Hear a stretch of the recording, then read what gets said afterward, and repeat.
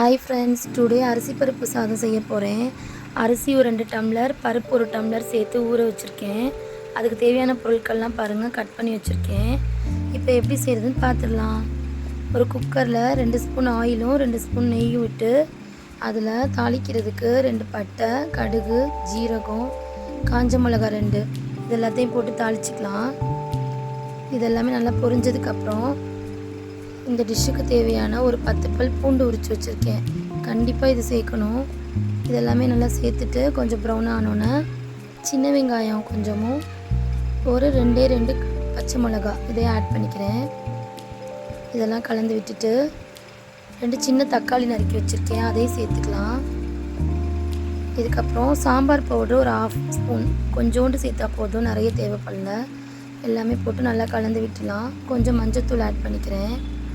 இப்போ அளவான தண்ணி ஊற்றிக்கலாம். 2 டம்ளர் அரிசினா 4 டம்ளர் தண்ணி ஊற்றி தண்ணி கொதி வரணும். இப்போ சேனக்கிழங்கு ஃப்ரைக்கு மசாலா தடவி வச்சுருக்கேன் பாருங்கள். இதுக்கு சைடிஷாக சேனக்கிழங்கு ஃப்ரை தான் பண்ண போகிறோம். சேனக்கிழங்கு ஃப்ரை ரொம்ப சூப்பராக வந்துருந்துச்சு. அது ரெசிபி வேணுன்னா கேளுங்க, நான் டிஸ்கிரிப்ஷனில் தரேன். இப்போ தண்ணி நல்லா கொதி வந்தணும். அரிசியும் பருப்பும் ஊற வச்சுருக்கோம்ல, அதை நம்ம சேர்த்து ஆட் பண்ணிடுறோம். 2 டம்ளர் அரிசிக்கு 1 டம்ளர் பருப்பு சேர்த்துக்கணும். 2 விசில் வச்சு எடுத்துட்டோன்னா நம்மளுக்கு பருப்பு சாதம் ரெடி ஆயிடும். பாருங்கள், சூப்பராக அரிசியும் பருப்பு சாதம் நம்மளுக்கு ரெடி ஆயிடுச்சு.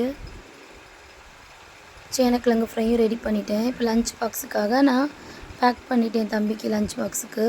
ஓகே ஃப்ரெண்ட்ஸ், பாய். பிடிச்சிருந்தா லைக் பண்ணுங்கள், ஷேர் பண்ணுங்கள்.